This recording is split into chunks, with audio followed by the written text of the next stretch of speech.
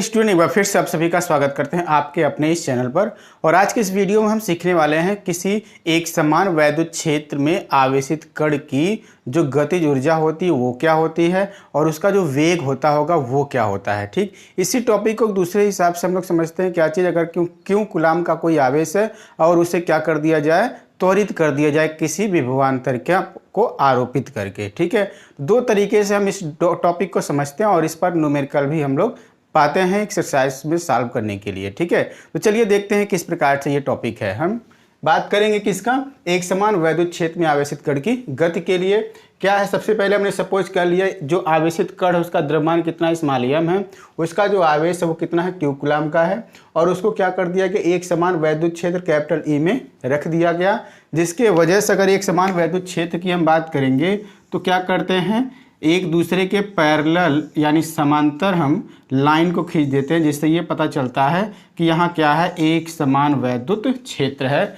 इसको हमने क्या कर दिया, कैपिटल ई वेक्टर से दिखा दिया। ठीक, यानी यहाँ कोई बहुत ही पावरफुल इलेक्ट्रिक फील्ड जनरेट कराने के लिए क्या होगा, कोई आवेश होगा जिसके वजह से यहाँ पे वैद्युत बल रेखाएं मिली हुई हैं। ठीक है, यहाँ पर कोई एक अपने पास क्या है, आवेश है, जहाँ का पॉइंट का नाम हमने रख दिया क्या चीज, ए है। अब वैद्युत क्षेत्र में अगर इस बिंदु ए पर हम रखते हैं क्यू कूलाम का आवेश, तो क्या इस वैद्युत क्षेत्र की वजह से इस पे बल नहीं काम करेगा, बल काम करेगा, जिसके वजह से वो क्या होगा, आवेशित कण कहाँ चला जा रहा है, गति करके बी पॉइंट तक चला जा रहा है। ठीक, अगर ये यहाँ से यहाँ चला गया, कितने वेग से गया होगा, यहाँ तक पहुँचकर v वेग हो जाता है, पहुँचने के बाद से कितनी दूरी तय कर लेता है, यहाँ से लेकर के यहाँ तक ये x दूरी तय कर लेता है। ठीक है, और यहाँ से लेके यहाँ तक का विभवांतर कितना प्राप्त हो जाता है, v। आपको बता दें कि वैद्युत क्षेत्र में किन्हीं भी दो बिंदुओं पर विभवांतर जरूर मिलेगा, क्योंकि हम ये जानते हैं v इज इक्वल टू हमको क्या मिलता है, 1/4 pi epsilon not into Q by R, और यहाँ से v समानुपाती 1/r मिलता है। ठीक है, यानी दूरी के क्या होता है, v व्युत्क्रमानुपाती होता है, यानी दूरी बढ़ेगा तो विभव का मान क्या होगा, घट जाएगा। यानी a से b तक अगर आवेश वो जाता है तो यहाँ पर कुछ न कुछ विभव में परिवर्तन हो जाएगा। तो a और b के बीच में विभवांतर हमको कितने का मिल जाता है, v का मिल जाता है। कितना दूरी वो तय कर लेता है, x दूरी तय कर लेता है। ठीक है, एक बात और यहाँ मेंशन कर दिया जाए, इस पे लगने वाला जो बल होगा वो बल F है वो अगर, तो F इज इक्वल टू क्या हम लिख सकते हैं, इलेक्ट्रिक फील्ड वैद्युत क्षेत्र है और आवेश कितना है, Q है, तो Q इंटू ई हो जाएगा यहाँ पे फोर्स का डायरेक्शन। ठीक है, तो इस चीज़ को हम यहाँ कैलकुलेट भी कर लिए हैं, पहले से ही स्वतंत्र है बिल्कुल वो गति करने के लिए। यदि आवेश पर कार्यरत वैद्युत बल कैपिटल F और त्वरण कितना है, स्मॉल a, तो F is equal to Q E हो जाता है। ठीक है, कि वैद्युत बल जो होगा यहाँ पे काम करने वाले से आवेश पर F is equal to Q E के बराबर।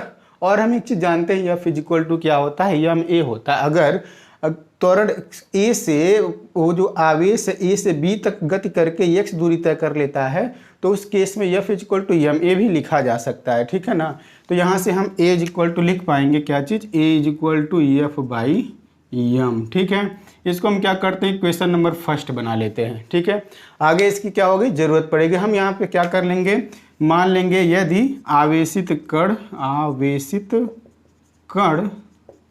A से B तक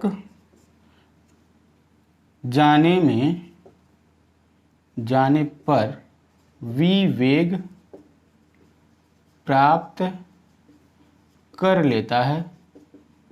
ठीक है, तो कर लेता है तो प्रारंभिक वेग इसका क्या रहा होगा, शून्य रहा होगा। तो गति के तृतीय समीकरण से क्या लिख सकते हैं, यहाँ ये लिख सकते हैं v square is equal to U square plus 2a/s। ठीक है, और यहाँ की अगर हम बात कर लें तो ये value s is equal to x हो जाएगा, कितनी दूरी तक गया वो, x दूरी तक। a तो हमको पता ही है, और u इज इक्वल टू कितना है, प्रारंभिक वेग 0 है, और अंतिम वेग कितना हो जाता है, यानी b तक जब पहुँच जाता है तो वेग कितना हो जाता है, v हो जाता है। ठीक, तो v square is equal to 0 square plus 2a/s की जगह क्या लिख देंगे, x लिख देंगे। समीकरण फर्स्ट से एक f की जगह a की जगह हम इतना सब कुछ लिख सकते हैं यहाँ पे, तो V square is equal to लिखेंगे 2 into F by M into X लिख सकते हैं। और एक चीज़ जानते हैं F is equal to Q E होता है, ठीक है, तो उसको भी लिख देते हैं 2 इंटू क्यू ई, ठीक, बाई एम इंटू एक्स, ये क्या हो गया वी स्क्वायर। यहाँ पे ऐसा क्यों हुआ है वो रीजन यहाँ पे हम लिख देंगे, since F is equal to क्या चीज़ क्यू इंटू ई होता है, ठीक ना। इतना कैलकुलेशन कर लेने के बाद से हमारे पास अब दूसरा टॉपिक आता है। इससे पहले वाले प्रीवियस वीडियो हमने बताया था कि अगर कोई दो प्लेट हो, ठीक, दोनों को क्या कर दिया गया, आवेशित कर दिया गया, इनके बीच का विभवांतर यहाँ का V1 हो और ये करिए V2, तो विभवांतर कितना हो जाएगा V1 माइनस V2, और इनकी दूरी के बीच की क्या होगा, अगर D हो तो V1 minus V2 upon D is equal to क्या होता है, E होता है। यानी इन दो प्लेटों के बीच का जो विभवांतर होगा, ठीक, उस विभवांतर में इनके बीच की दूरी से क्या करते, डिवाइड कर देते, हमको पता चल जाएगा यहाँ का वैद्युत क्षेत्र की तीव्रता क्या होगा।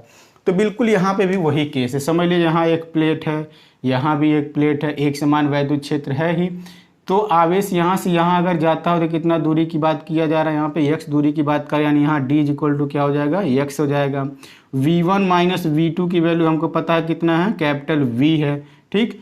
तो हम यहाँ लिख पाएंगे, क्या चीज़ लिख पाएंगे, हम ये जानते हैं कि क्या चीज़, यदि E इज इक्वल टू क्या हो जाए, V अपान x हो जाए। V यहाँ क्या है, विभवांतर है, कहाँ से कहाँ तक का, A से लेकर के B के बीच का, ठीक।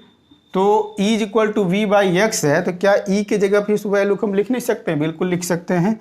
अगर हम यूज करें इसको समीकरण नंबर 2 बना के और इसको 3rd, तो लिख पाएंगे समीकरण किससे, 2nd और 3rd से, तो क्या मिल जाएगा, V square is equal to 2 into q upon m, e की जगह पे रखना है, तो ई की वैल्यू क्या हो जाएगा, V बाई एक्स करके और इंटू एक्स यहाँ भी है, तो इस एक्स से एक्स क्या हो जाता है, ये पूरा पूरा आपका कैंसिल भी हो जाता है, क्योंकि ई की जगह पे हमने क्या लिखा, V अपान एक्स लिखा, एक्स से एक्स क्या होगा, अब ये कैंसिल हो जाएगा। तो V square is equal to लिखेंगे क्या चीज़, 2VQ बाई एम, और V इज इक्वल टू लिखेंगे तो क्या लिखेंगे, under root 2VQ by M, ये हो जाएगा यहाँ पे वेग का फार्मूला, ठीक है। यानी A से B तक जाने में वो कितना वेग प्राप्त कर लेता है, V वेग प्राप्त कर लेता है। तो उस फार्मूले को अगर अप्लाई करना हमको, तो V equal to under root 2VQ by M, यहाँ पे क्या क्या पता होना चाहिए, उस विभवांतर का मान पता होना चाहिए जितने विभवांतर से उसको क्या कर दिया गया, त्वरित कर दिया गया था आवेश को, यानी एक्साइटेड कर दिया गया था भेजने के लिए। A से B के बीच का विभवांतर कितना, V, ठीक। आवेश का मान कितना है, Q कूलाम है, और उसका द्रव्यमान चाहिए हमको स्मॉलियम, ठीक। तो इतना सब कुछ अगर पता है तो हम ये बता सकते हैं कि उस कितने वेग से वो गतिशील होगा, ठीक है ना। एक काम और कर लेते हैं, हम गतिज ऊर्जा का नाम लिए थे, तो गतिज ऊर्जा भी निकाल देते हैं। गतिज ऊर्जा की अगर बात कर लें, गतिज ऊर्जा यानी काइनेटिक एनर्जी का फॉर्मूला 1/2 mv स्क्वायर होता है, ठीक। अगर v स्क्वायर की वैल्यू देखें हम यहाँ पे इसी का स्क्वायर करके रख दें वैल्यू, तो 1/2 m तो रहेगा ही रहेगा, v स्क्वायर मतलब क्या हो जाएगा, 2VQ बाई m हो जाएगा। 2 से 2 कैंसिल हो जाएगा, m से m हो जाएगा कैंसिल, तो VQ हो जाएगा, ठीक। यानी k इज इक्वल टू हमको मिल जाता है, ये k होता है काइनेटिक एनर्जी का सिंबल, तो k इज इक्वल टू क्या मिलेगा हमको, VQ मिलेगा, ठीक। इस तरीके से हम क्या कर सकते हैं, एक समान वैद्युत क्षेत्र में अगर कोई आवेशित कण है और वो गति करने के लिए बिल्कुल स्वतंत्र है, तो कितने वेग से गतिशील होगा हम इस फॉर्मूले से कैलकुलेट करेंगे। और अगर पूछा जाए कितने ऊर्जा वो प्राप्त कर लेता है, तो Q is equal to VQ से कैलकुलेट करते हैं, ठीक है। ये बिल्कुल टॉपिक आसान सा टॉपिक था। इस पर 2 तरीके का क्वेश्चन बनते हैं, जो हमें भी बताया, ऊर्जा पर आधारित और दूसरा क्या है, वेग पर आधारित, ठीक है। तो टॉपिक ये बिल्कुल समझ में आया ही होगा। धन्यवाद।